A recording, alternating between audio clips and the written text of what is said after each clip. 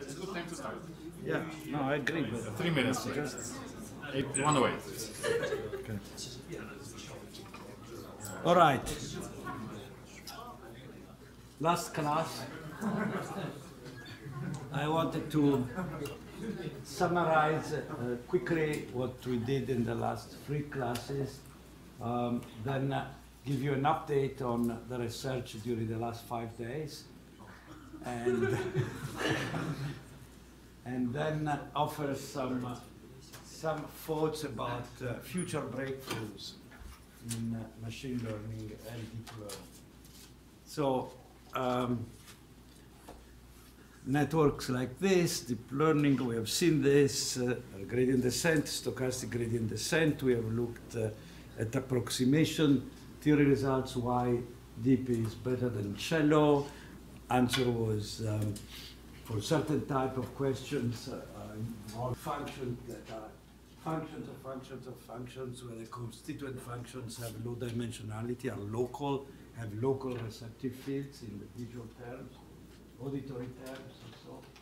Then deep networks are much, much better than shallow ones. That's an interesting direction of research, especially if one could get some better characterization of which tasks have underlying them compositional functions. That part is not totally clear, and it's a very interesting question. On optimization, we discussed an intuition of what's going on when you're doing gradient descent, stochastic gradient descent, and the idea is that stochastic gradient descent somewhat magically prefers among minima of the same depth, prefer minima that are degenerate, and the argument based on Bézout theorem, on counting equations, tells you that the degenerate minima tend to be the global one, so the lowest ones. So stochastic gradient descent, not necessarily gradient descent, but stochastic gradient descent prefers the deepest minima because they're degenerate. So that's good in terms of finding the best minima of the empirical risk. This by itself does not tell you much about generalization. There are papers in the literature saying flat minima are good for generalization. Other papers say, I think the fact that you find flat minima valleys, degenerate minima, is not necessarily good for generalization. It only means that you have probably global minima, so good minima for the empirical risk. But it does not tell you much about how we'll do on future data. So I've looked at trying to characterize more about the kind of solution to which stochastic gradient descent converge to. In particular, what is most interesting is whether you have some control of the norms, of the weights of the network at the different layers. You'd like to have this in order to argue that you have good generalization properties, arguments like you have heard from Sasha in some of the lectures that relate the Rademacher complexity to norms, and Rademacher complexity itself is good to have it low if you want to have a generalization bound, so a test error close to the empirical error. So we have looked at what I call the dynamical system approach, look at properties of the differential equations, assuming continuous equation. Of course, you have discrete equations when you're running gradient descent, but I can consider the continuous equivalent of them, so differential equations. And there is some suggestion from what happens with linear networks that says that because of overparameterization, even in the square loss or the exponential loss case, you have degenerate Hessian. And so you cannot say very much about control of the norm, because what happens with the degenerate Hessian is that you have like a flat minima, and so the empirical error, minimizing empirical error, controls some of the parameters, but not all of them. And so those may be getting of higher and higher norm, which will have a bad effect on the test error. In the case of the square loss, if you have a one-layer linear network and you have a regularization term, so you penalize the norm of the weights, then you get a minimum when this is 0, you have a stable point, and this equilibrium point is actually corresponds to a non-degenerate Hessian with positive eigenvalues. This term has is a matrix of rank 1, is like X transpose in terms of vectors. We know that those, if the norm of the vector X is 1, that rank 1 matrix has one eigenvalue, value 1, and the other 0 eigenvalues. But the lambda I term makes all eigenvalues positive definite. And what is interesting is that true for arbitrarily small lambda, which suggests that this may be true in the limit for lambda going to 0, which would be in fact what happens if you compute the pseudo-inverse. That's one definition of the pseudo-inverse. Pseudo-inverse is the solution to an inverse problem in which the inverse does not exist. There are an infinite number of solutions, and you choose among all the solutions the one with minimum norm, would correspond to the limit for lambda going to 0. So the idea would be to see whether this kind of example works also in cases of nonlinear multi-layer networks. Just to give you a feeling, this would be what happens in the case in which you have a non-degenerate Hessian, so a stable minimum. You have your train error, the blue one. This is square loss, and then you have your test error. And the important thing is that in the case of the non-degenerate minima, you have no dependence on initial conditions, how you start the weights or so, and you know, and you have robustness to perturbation. Two things are equivalent, so you can perturb the weights, and they will come back on the empirical. That's not a surprise; it's always happened. But they also come back on the test set. If you have degenerate, I think I have an example. What, for instance, in this case, suppose I'm solving, I have the limit lambda going to 0, so there is no active regularization. The Hessian is degenerate. I know that I converge to the pseudo-inverse, and I know this happens also if I don't do anything with lambda, but I simply use not just any optimization technique, but a gradient descent optimization technique. Because in that case, the only weights that are changed are the ones that are non-degenerate, that have non-zero gradient.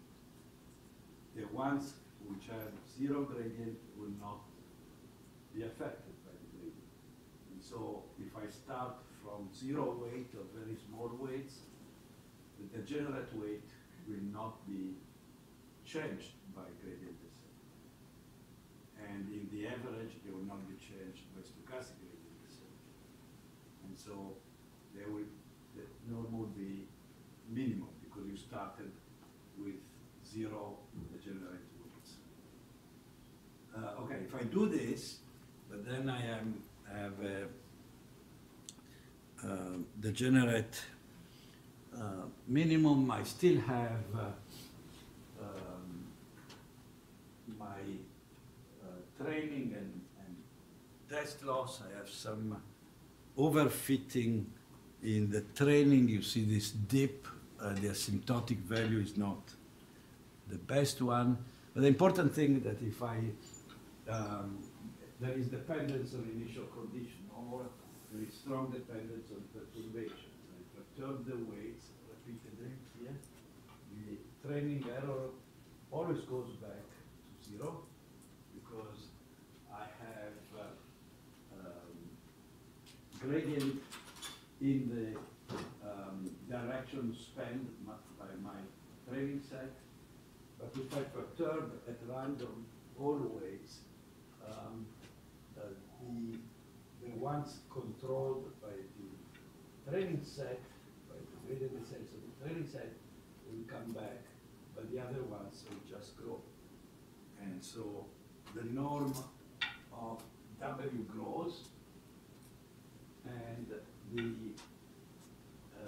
test error grows.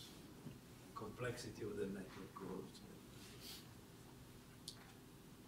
Okay, it's same thing happens for multi-layer linear networks. Let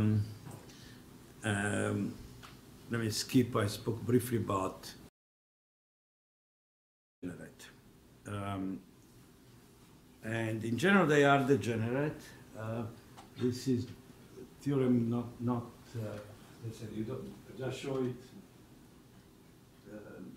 just so you know it exists. You don't need to look at it. It just says that that in typical over-parameterized network, you expect the Hessian of these networks to be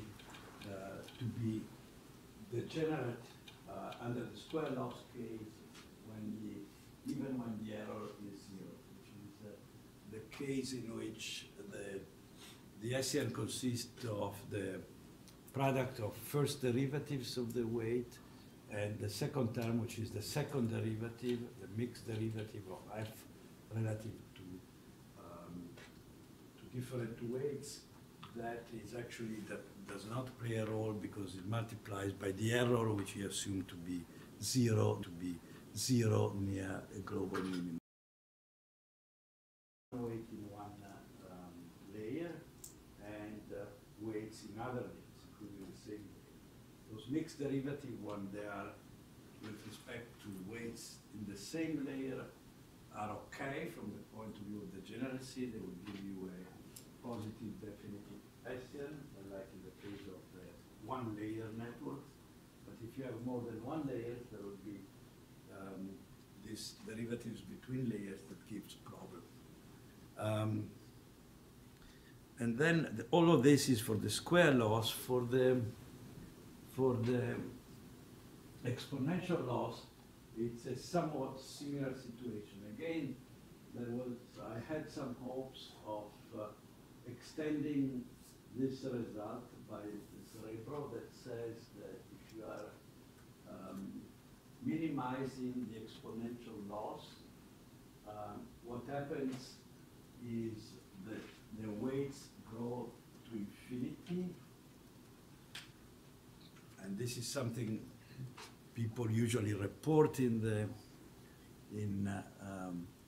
when they do gradient descent on exponential type losses like logistic or the cross entropy. But if you consider not just the vector W of the weights, this is one layer linear network, but this normalized version, then the claim is that at infinity, for time going to infinity, this quantity converges, and it converges to what would be the solution of the hard margin support vector machines. Do you remember what it was? This was a solution, so a value of the weights that separates all data. So WT, XN, YN is the sign, +1 -1 in this case. That's positive for all data. That means linear separable data. The margin solution is such a set of weights that separates all data and of which the norm of W is minimum. Okay, so the condition would be minimized W squared, the norm of W squared, subject to WN, WTXN, YN greater than 0 for all n. And so the claim is that this converges to that solution. The intuition is that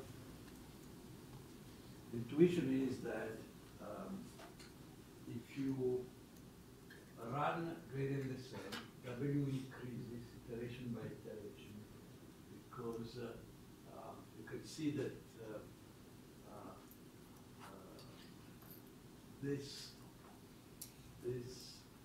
would be the exponential term is positive. The xn, each component to be either positive or negative, and then that component will grow, positive or negative, because the derivative, the time derivative will have the same sign. So we continue to grow. The rate of growth will slow down because the exponential will become smaller, but will never become 0 apart from infinity. So in the process of this, as the exponent of E grows, the term in it, the n term, one of them, the one which is the smallest, is the one that to the one that has the maximum value. Because we have an exponential very large alpha, that one term, which is larger than the other, will basically dominate that sum. So here is the same story. This is what, in a sense, chooses support vectors. This mechanism will choose the minimum of the margin.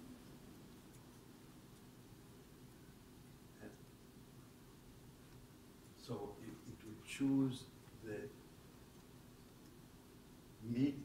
smallest value, so the WTXN is smallest among all the n.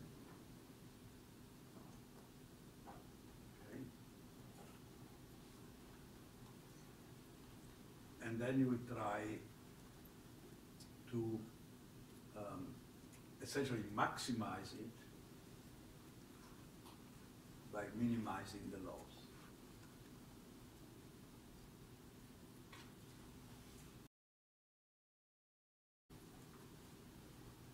So the exponential is the connection with the support vector machine. Now the problem is that this result seems to give a pretty degenerate equilibrium point, because experiments, we have to do more, but this was something that Chen Li, somewhere over there, did last week or 10 days ago, running that gradient descent on linearly separable data. You see that this is the percentage of errors, and on the test set, and and the blue line is how much the function changes when you perturb it. So this is measuring the pattern of error on the same test set. And as you perturb, the gradient descent will not come back to the same function, but to one that is different, a different pattern of error on the test set. So in this experiment, it seems there is dependence on initial condition, contrary to what Remro said. It may be wait for a long time, many iterations. Here they were 10,000.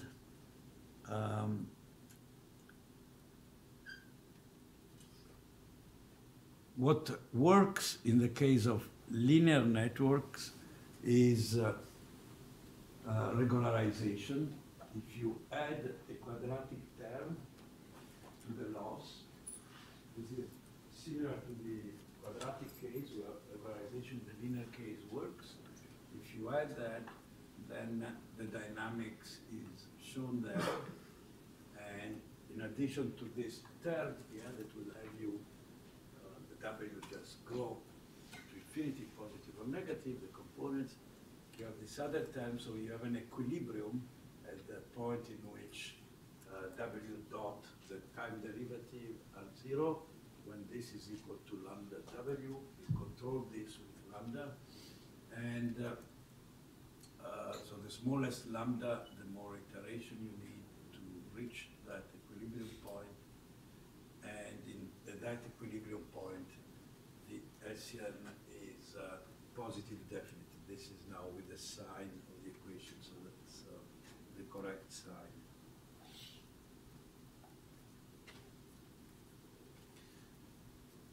And if you look at the solution, this is independent of initial conditions and independent of perturbations. So there are perturbations here. Like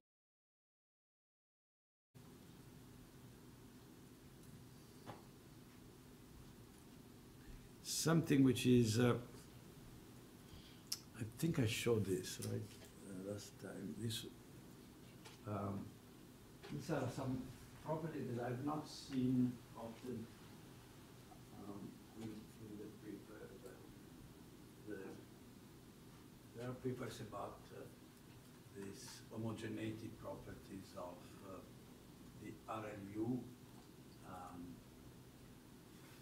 which is for many things very similar to having a linear function there. For instance, if you think about this one, this tells you that you take derivative with respect to one weight.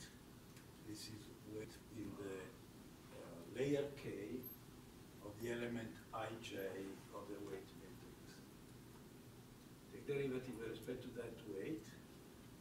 Suppose this would be a linear function, right? Then it would be W ij, sum over j, xj, and so on. If you take this derivative and then you multiply by the weight with respect to your taking the derivative, nothing will change. You still have the function. But this is true for linear functions, it's also true for deep networks. It's not immediately obvious. And it's due to this homogeneity property of the RLUs. And the one thing that I find most interesting is this one at the second line, which tells you that if I divide all weights in one in layer K by a number, which for instance can be the Frobenius norm rho K of that matrix. So it's the sum of the squares of all the elements. That could be anything else.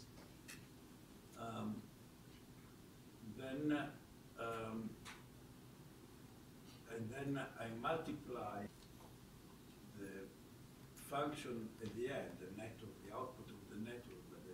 number, nothing changes. If I do that for every layer, I have to multiply by all these numbers.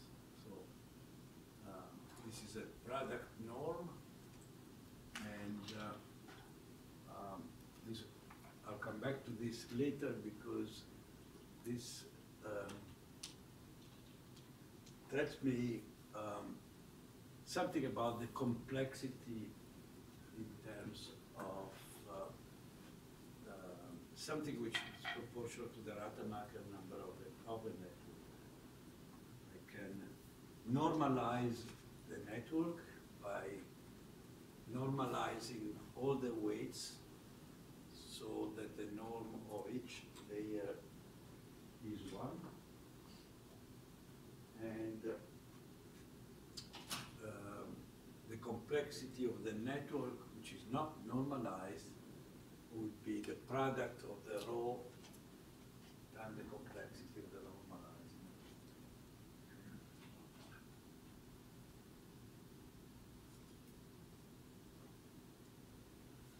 Intuitively, what happens when you do gradient descent on an exponential loss is that, and then you a little bit ahead, but you are trying to find the F that is best, that separates the data and minimize the loss. And what you are doing is really think about this. You are trying to find the best F tilde and the largest products of norm. And the largest product of norm, because of course the largest is the exponential of E, the smallest is the value of the loss. But what really matters is how good the F tilde is. That's what matters from the point of view of classification. At the end, we are going to use the sign of F, which is independent of the product of the okay.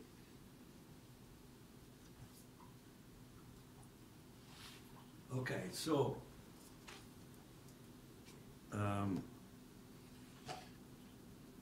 in the case, the standard case, so this is the vanilla stochastic gradient descent. Usually it's done with cross entropy, but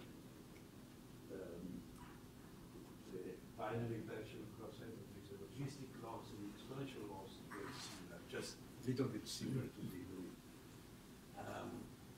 So in this case, the dynamics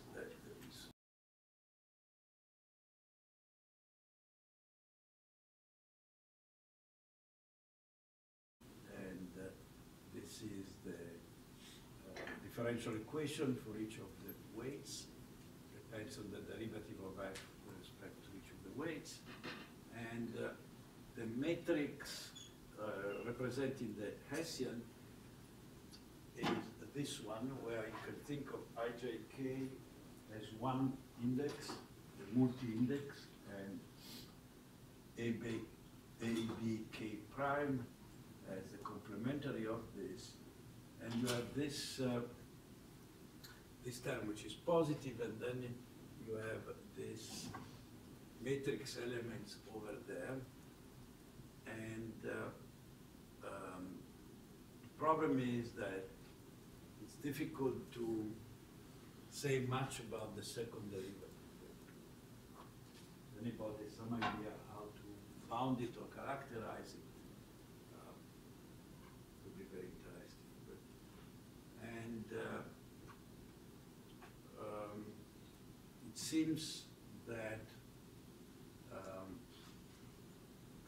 this is empirically, and looking at this equation, given that this will give you contributions that are not positive definite,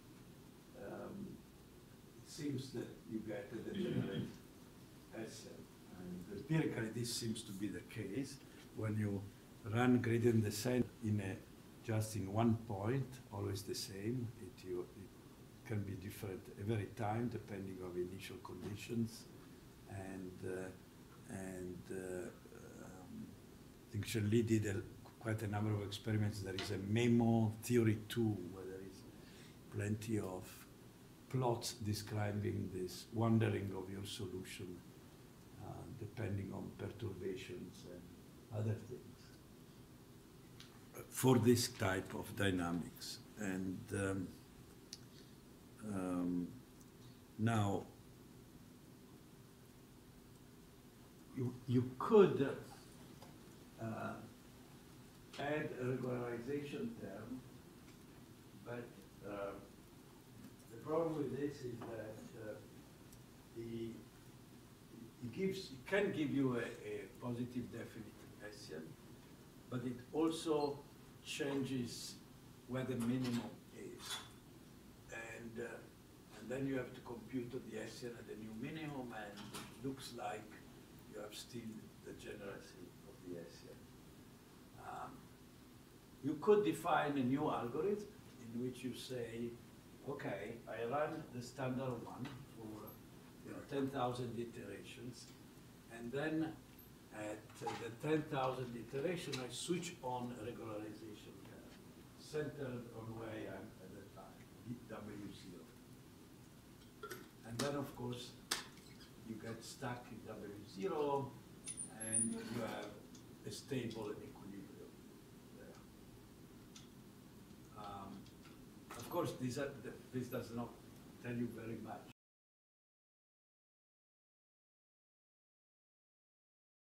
It's a trick, right? It's just that at that point, yes, stable. You can do this with arbitrary small lambda. You could say a lot about the dynamics after you have switched on of the whole network, but it does not really tell you what happened, for instance, to the norms of your weights, your weights, up to the point you have switched on the regularization. Yeah? Given that it's stable, isn't it kind of trivial? Like, aren't you kind of throwing away the information about what you did before you turned on the regularization? Well, you preserve the fact that you landed there. You probably, which, if you, at some point you switch on you say, okay, I'm done. The loss is small enough. I did some cross test on validation set, and it looks fine. So you could as well do this, but the advantage is that now you can describe the dynamical system, but as you said, you don't learn anything about what went on before. And that's what we are really after. We are after trying to say that the algorithm will, for instance, minimize the norm, or put a bound on the total norm. In this way, I did not do it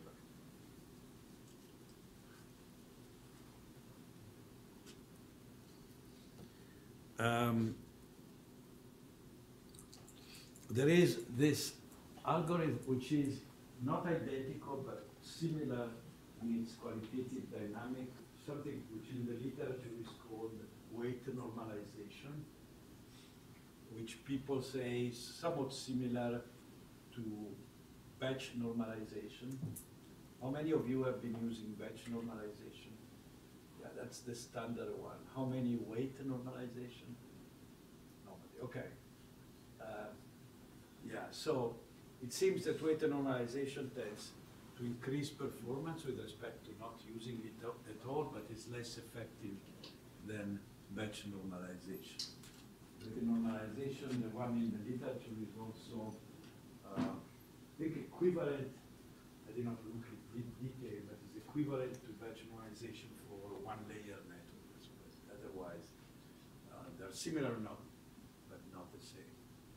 In this one, which is a variation of the weight normalization one, you are really imposing from the beginning that you want to have a normalized weight.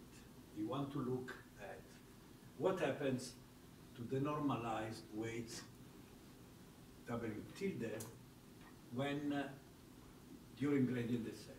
During the gradient descent, you have to. The intuition is that that's what you want to have, because you want to use really the F tilde for classification. So you want to keep separate the F, all the normalized W, and the rho components. It's just a different parameterization of what you are doing. It does not change anything, but the dynamics. One important thing to remember when you reparameterize, so you keep the same dynamical system, but you reparameterize, the dynamics may change.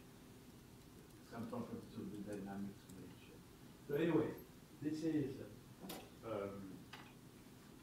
you normalize the weight, and then what you do is, you're asking what is the time derivative of the normalized weight when I do gradient descent. And the way you compute this is you do the time derivative of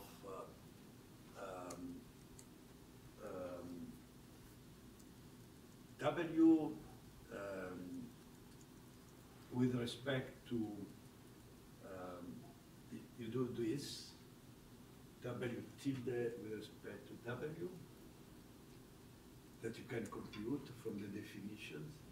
And then you have the time derivative of W with respect to time, which is the one we have seen before, the usual one. And so you get immediately, by composing the two, you get the dynamics of W. The dynamics of rho is very similar. Rho will increase with time at infinity. This one has this structure. And so because of, it is the interesting feature that unlike the non-normalized case, which does not have an equilibrium at finite time, it goes to 0 at infinity, this one can be 0 at a finite time when this is equal to this.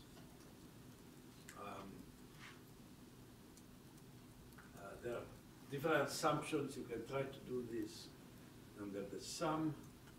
You have the XN here. You can assume that you have a support vector effect in which only a few of the terms matter because of large rho grows, and but when you look at the equilibrium point,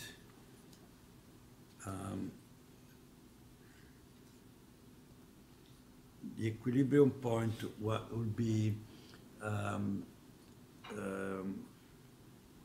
degenerate.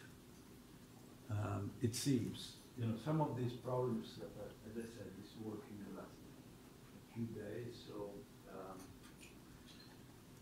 not totally clear, but it seems that this is the present conjecture, that this as few mistakes as possible, because for mistakes the exponent will become positive, so large numbers when for large rho. That will probably be good enough for most cases. The weight normalization algorithms seems to be the best one in terms of maximizing the margin, so the minimum of yn f of xn. They were designed to do this. And they enforce a normalization constraint on the weights, so they maximize the margin subject to this control of the norm of the weights. They don't seem to convert to a stable minimum, but that may be what we have to accept. Just to make explain what I'm saying is that what we want for classification, we want to do is to minimize, if you remember the margin bounds that Sasha spoke about, this was from one of his classes. You'd like to have the classification error very close to the training error, and the bound is in terms of the Rademacher number of the class of function divided by the margin. In our case, this quantity, Rf divided by gamma, translates into rho divided by y rho f tilde, and so if what I need to do is to maximize this this minimum of the margins.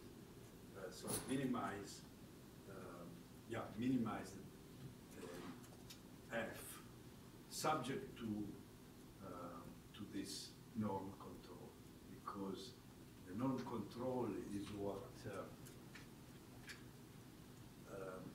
for the network with normalized weights, this would give me, let's say, nominally a value of 1 for the Rademacher number is a fixed number. The norm cannot increase in the normalized network. Well, the Rademacher will also have norm of the data. Sorry? Will also be the norm of the data. Yes. Thank you.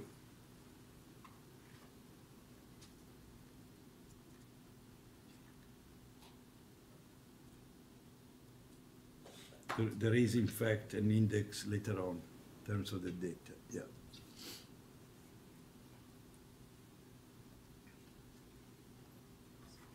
So now this is. See.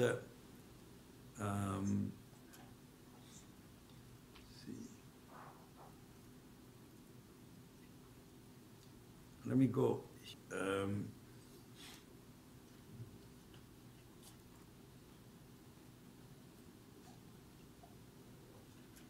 So the claim is that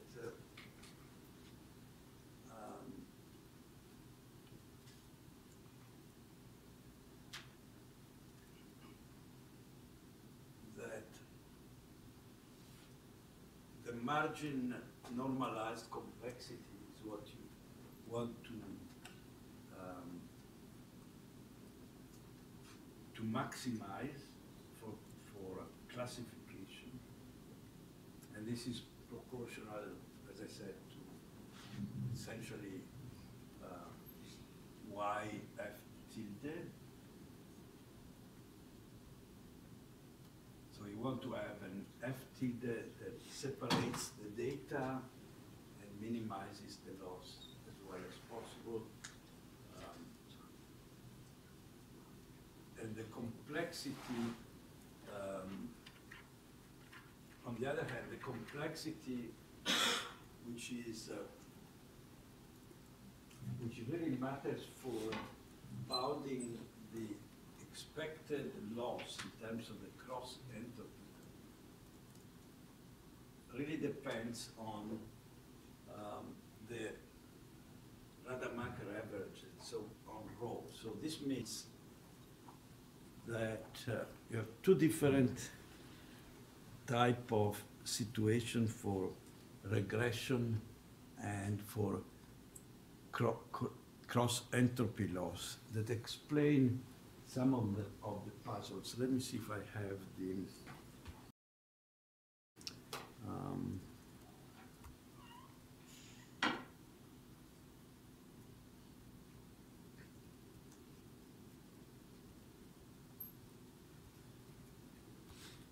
okay.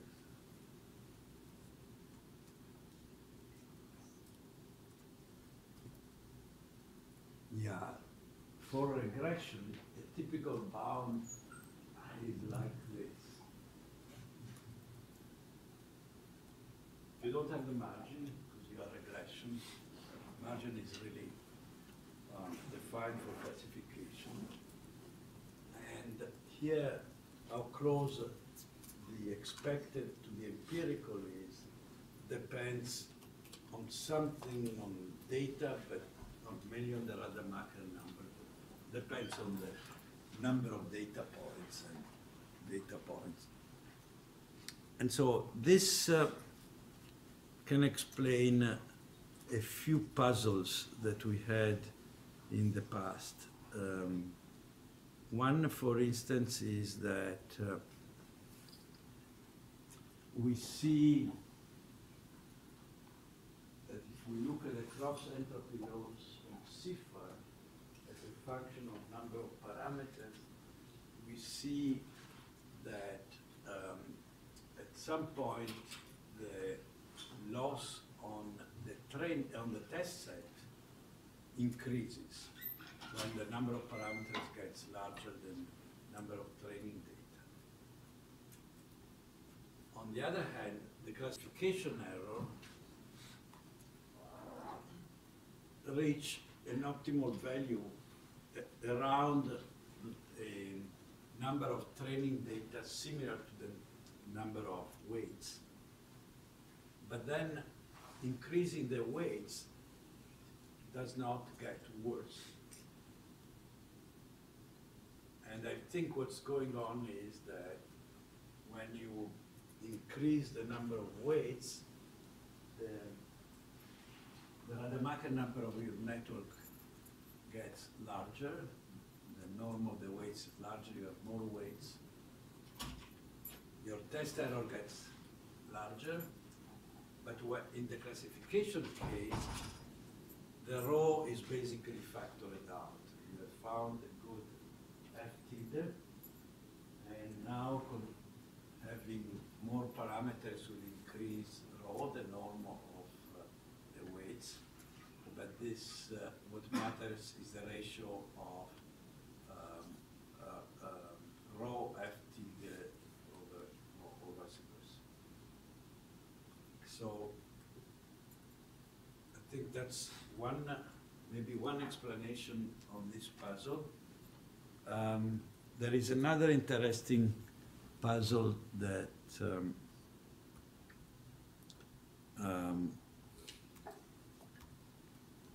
we found, and this is the following. Suppose you have a deep network trained on cross entropy, and you started with different initial conditions, basically how small or large your weights are at the beginning. Typically sample the weights from a Gaussian, and so here is the standard deviation of the Gaussian. What happens is that depending how you initialize, you get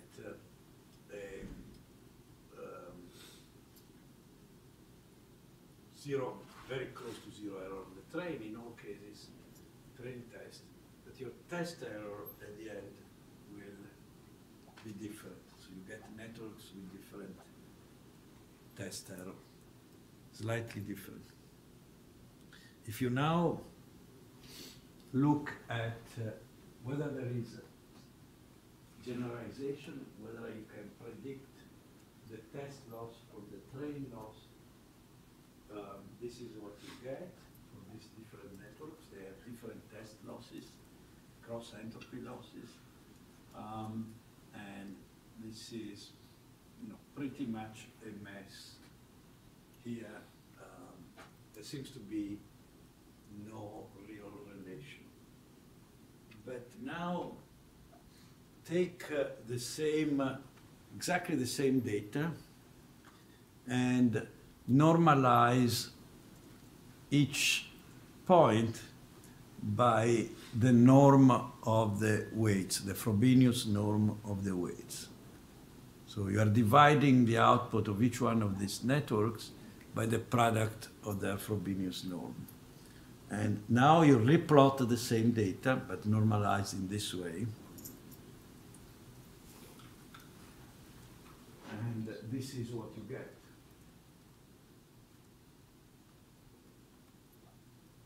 this seems quite a simple, direct, and clear relation, which basically says that the test loss is now very close to the train loss. Did the train loss increase though? Sorry? Did the train loss increase? The train loss, we have different networks, Oh, I see. Okay. and what, yeah, each one, as I told you, each one was trained on the same data set, exactly the same way, but the initialization was different. So that we have different networks that have very small train error and somewhat different test error, I should say, loss. We were speaking about really cross-entity loss, no. But to answer your question also, I think, when you do this normalization, of course, you're going to change the value of the loss. Oh, that makes sense. Yeah. So you're normalizing the networks and recomputing the loss, right? Train and test. Thank you.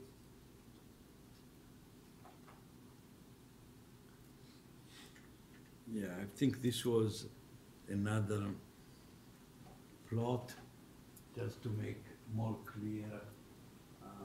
I think the blue line is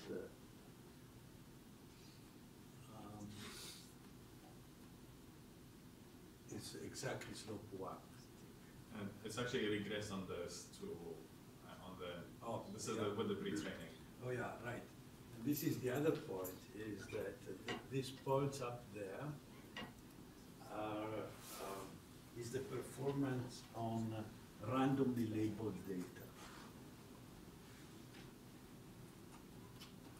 I should probably go back. This is kind of different story, but let me the other direction. Yeah.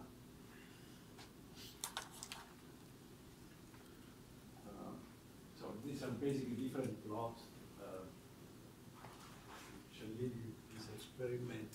And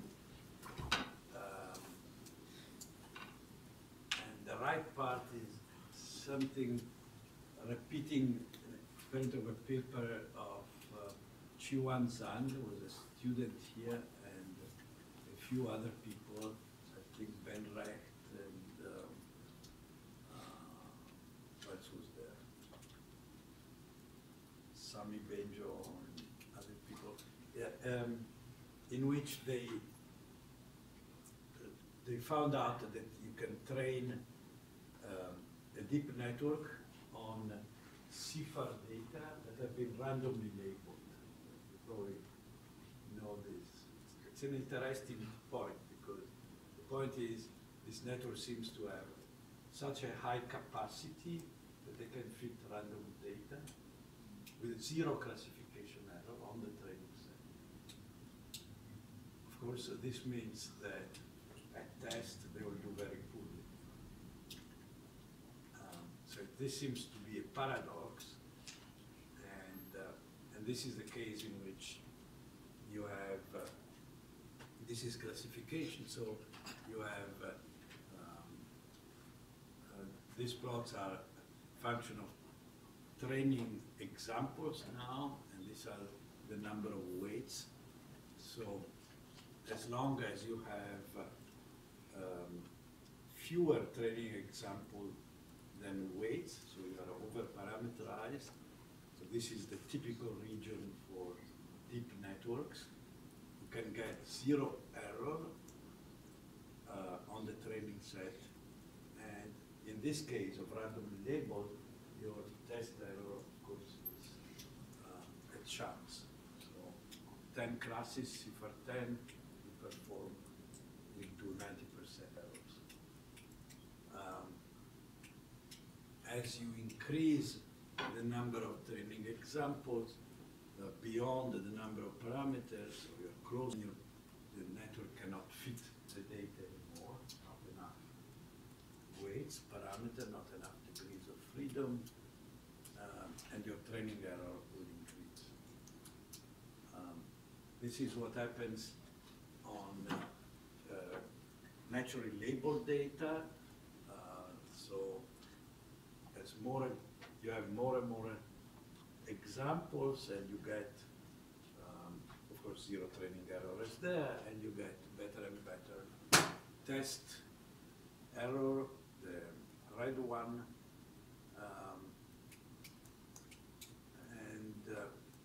In this case, interestingly, the test error continued to decrease.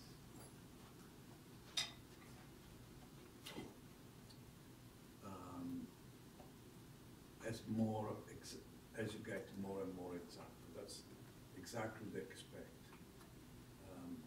The more and more examples is always better.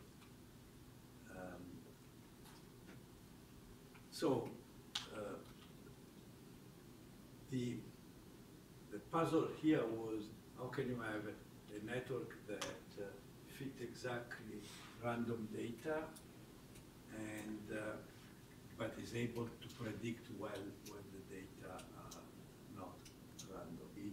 No control of capacity in this case, but enough control to be able to predict well. And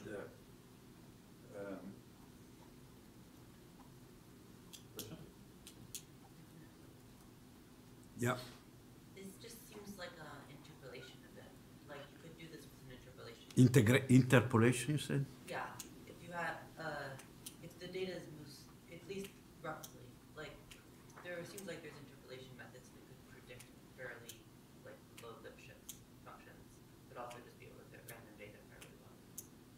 If you think of the neural network as like effectively a parameter-free learning method, essentially. Yeah, but the argument was we need a new learning theory to explain this, because if you have a network, that superficially, if you have a network that has so much degrees of freedom that you can fit noise, how can it predict correctly? It seems to be a kind of intuitively a contradiction. I think what you're saying, I think you're maybe echoing Sasha's point that you maybe have a string error that doesn't mean that a little bit. Yeah. So I'm not sure whether you're here for Sasha's lecture, but well, consider this. Consider a model which does something simple on all the data except for the data that's memorized. Yeah. Like, it's not clear to me that neural network is not doing that. So this is a case where it can fit random data perfectly, but perhaps because for all data points it hasn't seen, it does something else. Maybe there's a better generalization now than seems at first obvious. Yeah. Yeah, but this is a bit different from the kind of standard interpretation in which you have to control, say, for instance, with a regularization term, the capacity of the network. It seems here you can interpolate the random data, and so you have a huge capacity. And so what do you say about that? Well, I think if you were varying the perceptron, which always, or how about there's a variant of SVMs, which always has perfect train error, but still has good generalization bounds. Yeah. Right? Okay. And that's, you just memorize the training Yeah. set. But for non-training set things, you just do the hypothesis you would have learned. Yeah. So Yeah. I agree there's something mysterious here, but I don't think it's obviously a contradiction as you phrased it. Perfect. That's exactly the point. I had told Shiwan that the claim of a need for a new theory were wrong. The paper claims that this is contradictory.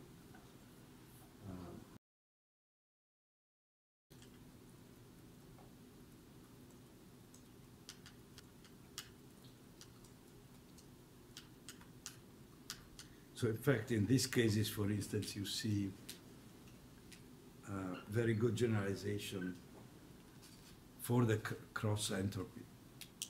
You know, this is essentially saying the training error is a very good predictor of the test error. In this case, by controlling the complexity in terms of norm of the network. We are normalizing the network in order to achieve this. If we don't do this, then the Rademacher number, the numbers are very large, and then the training error is very different from the expected error.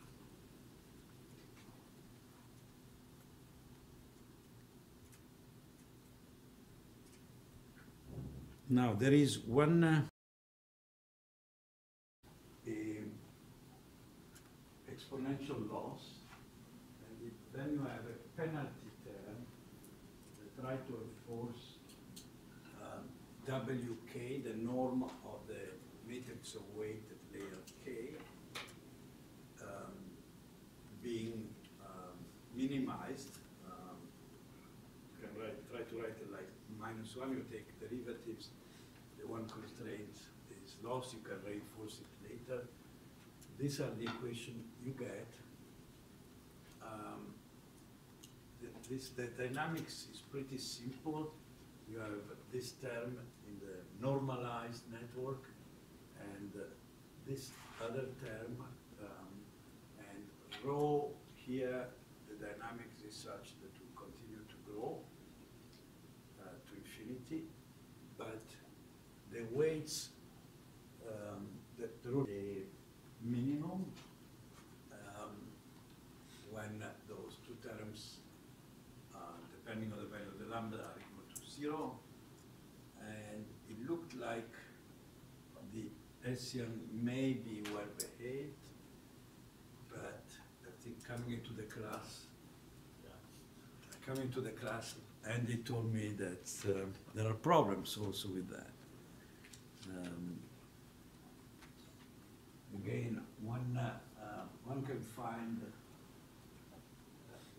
find what is the derivative of this. By the way you do this, you take the derivative of this norm, and then you have the WK and multiplying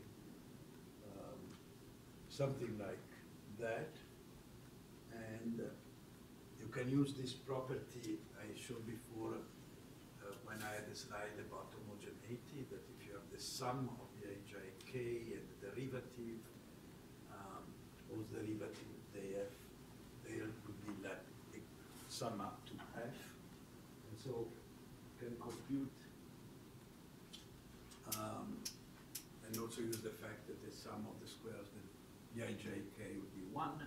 And so you can get this equation for the change in the norm of WK, and you get this, which is pretty simple, and it implies that at 0, at this value of lambda, then the norm of UK is 1, and you could stop stochastic gradient descent and you have enforced this constraint of normalized norm, and you have up to that point maximized the margin. But Andy, what did you find? Well, so it seems like, again, this is the situation that the minimum somehow shifts. The norm of V is a function of both rho, in this case, which is unconstrained, and this parameter lambda. And it seems because of this shift, you again get on the off-diagonal, the off-diagonal components grow the bigger the lambda gets. You mean in the Hessian? Yeah, in the Hessian. So that term that you would think you could neglect, which is the second derivative, rho d2f by dv You could neglect it because It's multiplied by a row and Yeah, so so by a row square, yeah. You would maybe think that that term can be smaller the bigger the row is, but it turns out that that term is actually bigger than the regularization term in some cases. So in general, you cannot claim. There might be cases in which this works, but there exist cases in which this argument fails. So I think you could probably make this work for some data, but not for all kinds of data. So it's still very not clear. Yeah, so it looks like it looks like let's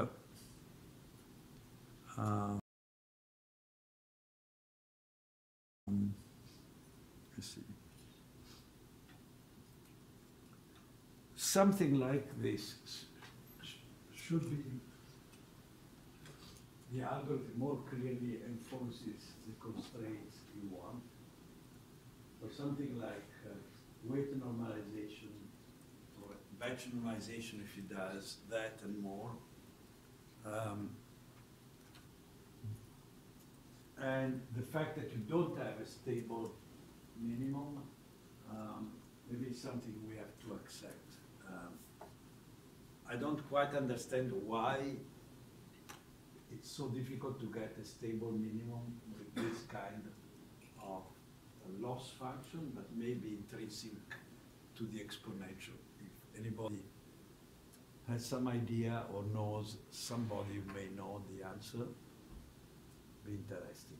You know, it may be intrinsic to differential equations that involve exponentials. So with this kind of form, looks like it's very difficult to regularize it and to impose conditions that make them converge to a well-behaved minimum. And it may also be it's not so important after all. The main reason we want to have it, the main thing we want to have is control of the norm, and for classification, 60 or 70 years of history of computer science. We are now in the second phase of this. Once upon a time there were programmers, it's expensive, and now there are cheap labelers. And so what will be next? I think next would be systems that can learn by themselves, like children do.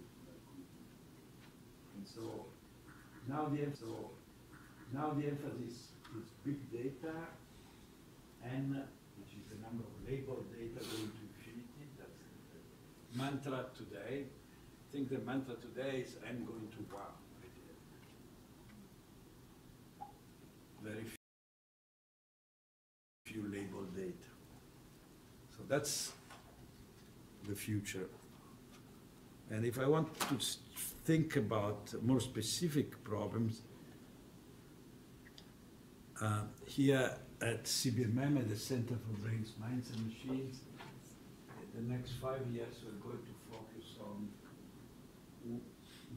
trying to understand how our visual systems works in terms of understanding the scene. This means not only better improving our understanding, which is pretty good, of the vector screen, what happens between the eyes and the frontotemporal cortex, but also how that information is used to control eye movements, to decide where to look in the image. This is just modeling the fact that we have a resolution that decay quite rapidly with eccentricity. How to put this information into a blackboard, let's call it a 3.5D sketch that describes the environment and qualitative 3D properties of it. I don't think it would solve the problem, but we may be able to make some very interesting progress in that way.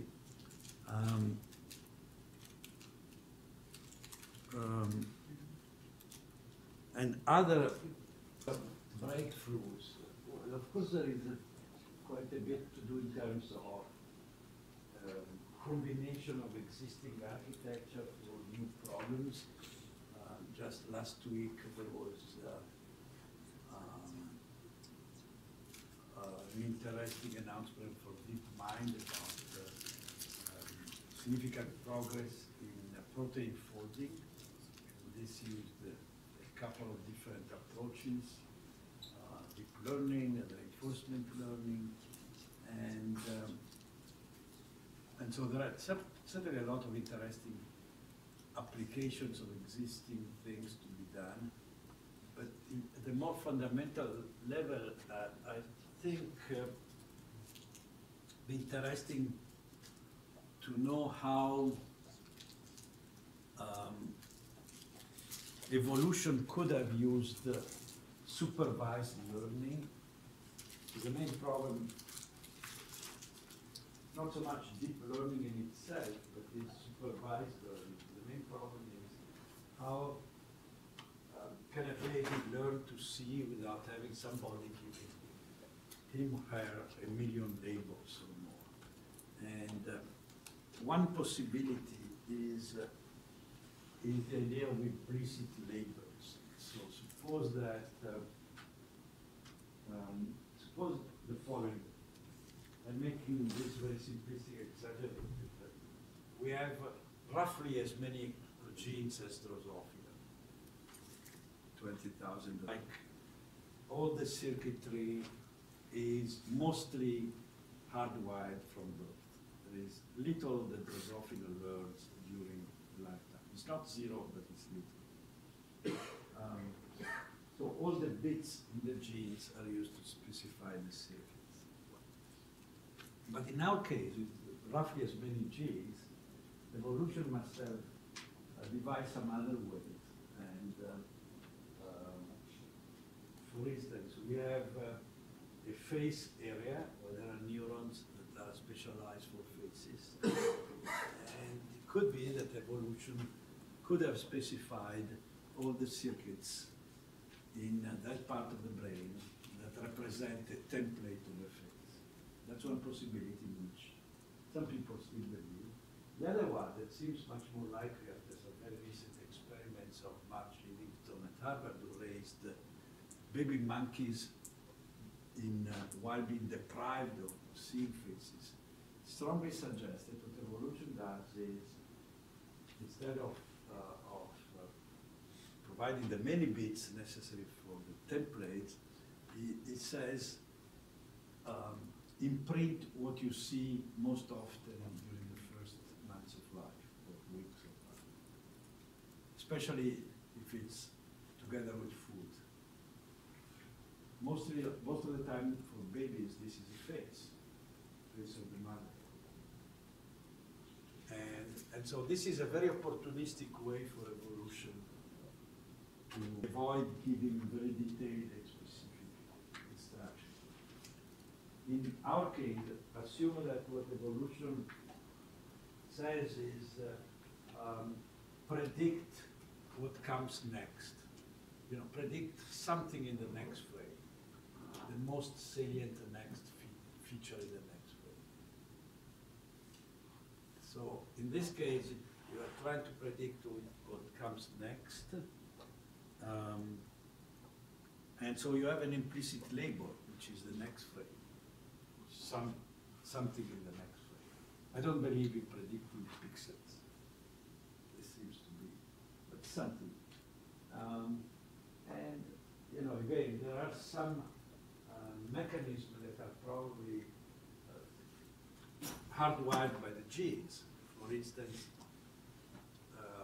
already insects, all kinds of insects, have the machinery necessary for detecting motion and relative motion when an object moves against the background. It looks like this may be the beginning for training to object recognition. Baby seems to be looking only at moving objects in the first days of life. It's only later that they look at the object that don't move. So motion segmentation can be a very powerful cue because it gives also the object in isolation, not merge in the background. Roman has nice examples. Once you can recognize a hand, then you can also have a signal for gaze, so kind of labels for where people are looking to this they move, point to something they are likely looking at something, and that's something. So learning direction of gaze may be easy just because the label is there, given by the head. If you have already the ability to recognize and where they point. So this would be a big project. It's essentially looking computationally how much you can do. For instance, in what I said about predicting the next frame, you have to check if this is possible. If I do that, we have a network that then can learn object recognition, so do well on ImageNet, but with a very small number of labels. A few could predict the next frame, which I think is likely, but leads to the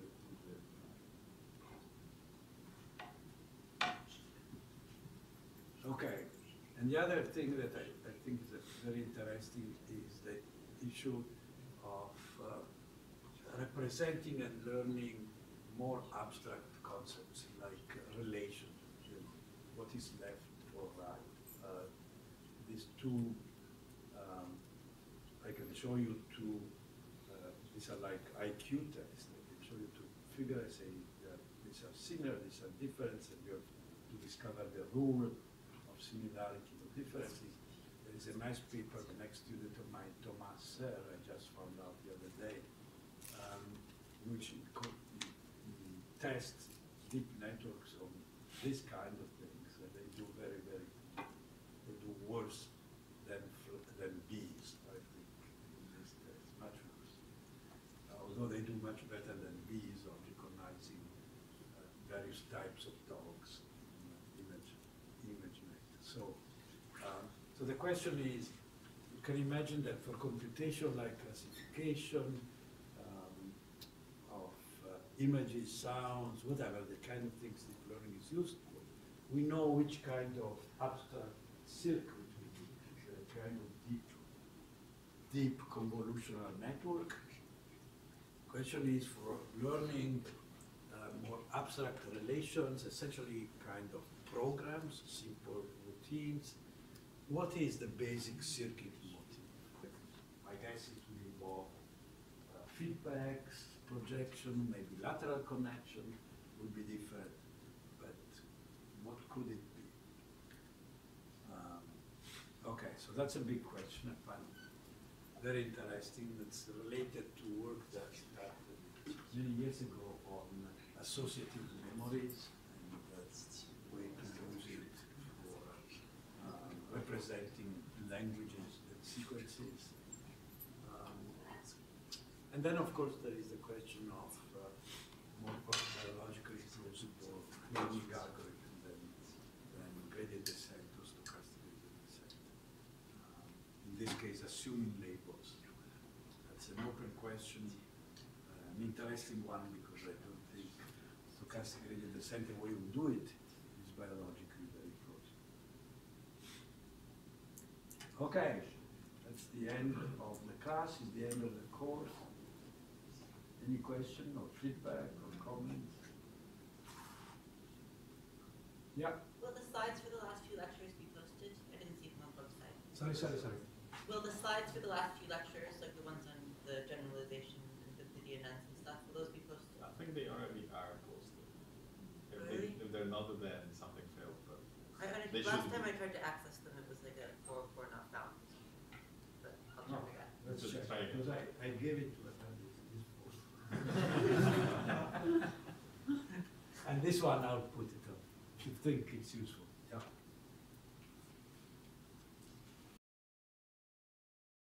I don't know. 11:59 p.m. on Wednesday.